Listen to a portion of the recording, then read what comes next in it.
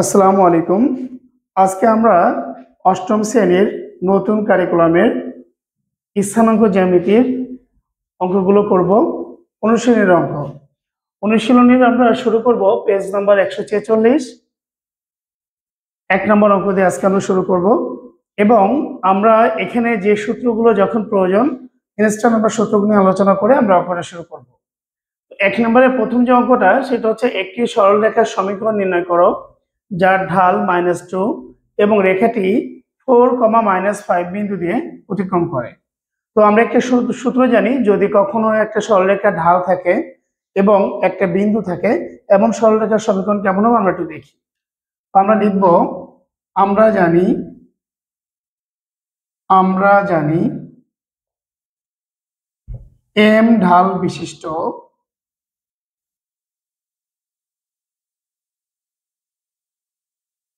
x1, y1 বিন্দুগামী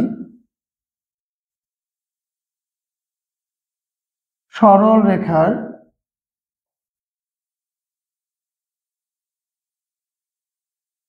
সমীকরণ y minus y1 equal m into x minus x1।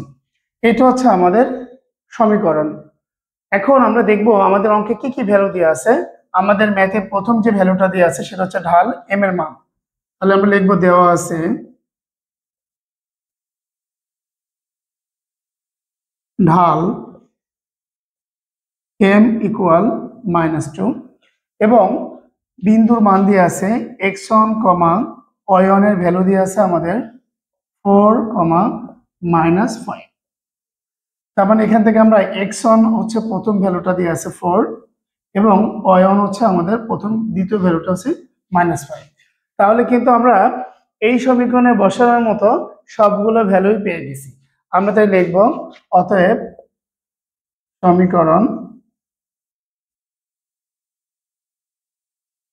y minus y1 এর ভ্যালুটা আছে -5, আমরা অবশ্যই এখানে -5 দিব, ইকুয়াল m এর ভ্যালুটা আছে আমাদের -2 ইন্টু x মাইনাস x1 এর ভ্যালু হচ্ছে 4, আমরা 4টা দিয়ে নিব।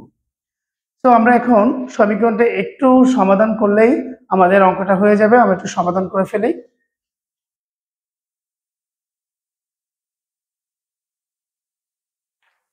বা মাইনাসে মাইনাসে আমরা জানি ইন্টু, মাইনাসে মাইনাসে গুণ করলে প্লাস হয়, তাহলে y প্লাস 5 ইকুয়াল -2 দিয়ে আমরা x গুণ করব, -2x মাইনাসে মাইনাসে গুণ করলে প্লাস হবে, 4 দুগুণে 8।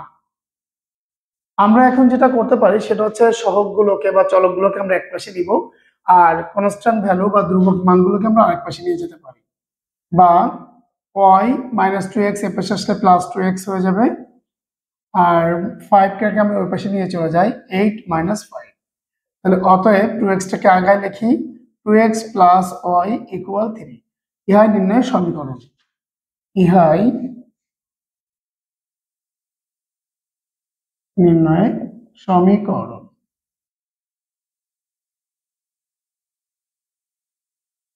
এভাবে আমরা এই অঙ্কটা সুন্দরভাবে সমাধান করে ফেলতে পারি। আমরা আমরা আমরা এখন 2 নম্বর অঙ্কটি করব। 2 নম্বর অঙ্কটা যেটা এর ভ্যালু দিয়ে আছে 3, -3 ও বি এর মান দিয়ে আছে 4, -2। বিন্দুগামী সরলরেখার সমীকরণ নির্ণয় করো। সরলরেখাটির ঢাল কত? তার মানে এখান থেকে আমরা দুইটা অ্যান্সার বের করব। প্রথমে আমরা দুইটা বিন্দুগামী সরলরেখার সমীকরণ নির্ণয় করে ফেলবো এবং পরবর্তীতে এই দুই বিন্দুগামী সরলরেখার ঢালও বের করে ফেলবো। তো আমরা প্রথম অংশের কাজটা শুরু করি। এটার জন্য যে সূত্র প্রয়োজন আমরা লিখব, আমরা জানি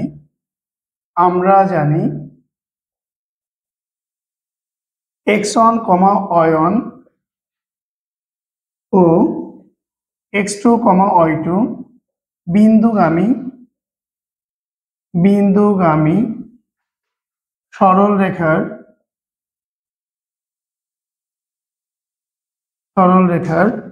সমীকরণ।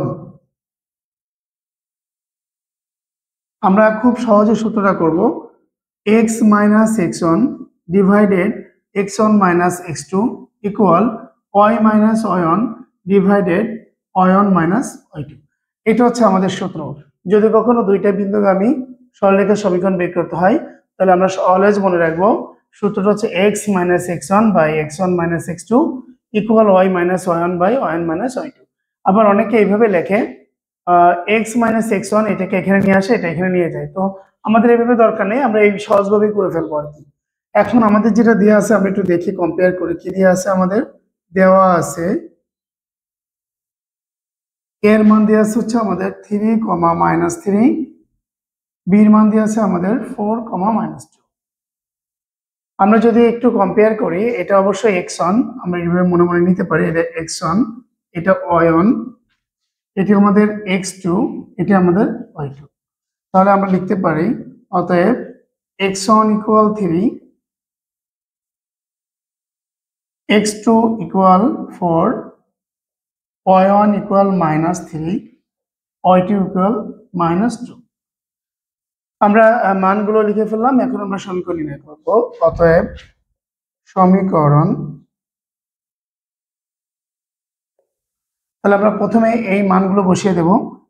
x minus x1 এর মান 3 divided x1 minus x2, x1 এর মান 3 মাইনাস x2 এর মান আছে আমাদের 4 equal y1 minus y2, y1 এর মান হচ্ছে আমাদের y minus y1, y minus y1 এর ভ্যালু হচ্ছে -3 divided y1 minus y2, y1 এর মান হচ্ছে -3, y2 এর মান -2 -2।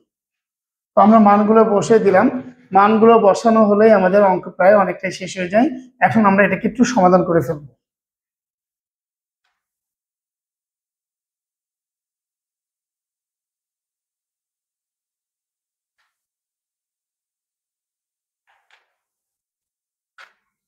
বা x -3, এটা প্লাস এটা মাইনাস, প্লাসে মাইনাসে মাইনাস, তার মানে অবশ্যই বিয়োগ করব। 4 থেকে 3 বাদ দিলে হয় 1, বড়টির আগে মাইনাস চিহ্ন, আমরা অবশ্যই মাইনাস দিব। y মাইনাসে মাইনাসে প্লাস, -3, মাইনাসে মাইনাসে plus, x -3 divided -1 equal y +3 divided, এটা প্লাসে মাইনাসে মাইনাস, 3 থেকে 2 বাদ দিলে 1, বড়টির আগে মাইনাস, অবশ্যই এখানে আমরা মাইনাস চিহ্ন দিব।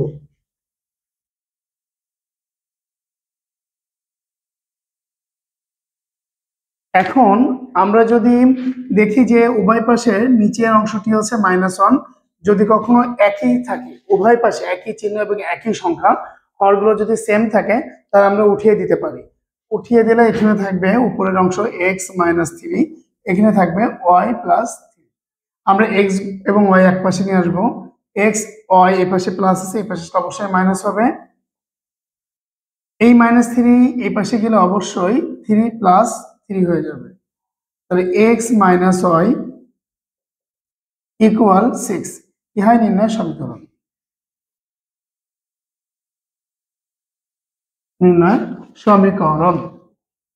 এখন এই অংশের আরেকটি অংশ আছে, সেই অংশটি আমরা এখন করে ফেলবো। আমাদের ঢাল নির্ণয় করতে বলছে। তো আমরা জানি ঢাল নির্ণয় খুবই ইজি, ঢাল নির্ণয় করা খুবই সহজ। আমরা ঢাল নির্ণয় করে ফেলবো এখন। ঢাল m equal y2 minus y1 divided x2 minus x1। এখন আমাদের ভ্যালুগুলো আমাদের মনে আছে কিনা? আমাদের x1 এর মান ছিল 3, y1 এর মান ছিল আমাদের -3, x2 এর ভ্যালু ছিল 4, y2 এর ভ্যালু ছিল -2। আচ্ছা, আমাদের মানগুলো দেওয়া আছে, আমরা এখন বসিয়ে দেব একটু। y2 এর মান হচ্ছে আমাদের -2, y1 এর মান হচ্ছে আমাদের -3 ডিভাইডেড x2 এর মান 4 মাইনাস x1 এর মান হচ্ছে 3, -2 রেখে দিব। মাইনাসে মাইনাসে প্লাস, 4 থেকে 3 বাদ দিলে 1, প্লাসে মাইনাসে মাইনাস, 3 থেকে 2 বাদ দিলে উপরে 1 নিচে 1, 1 কে 1 দ্বারা ভাগ করলে 1 হয়ে যায়। এটাই আমাদের ঢাল। তো আমাদের 2 নম্বর অঙ্কটা পুরোটাই কমপ্লিট হয়ে গেল। এখন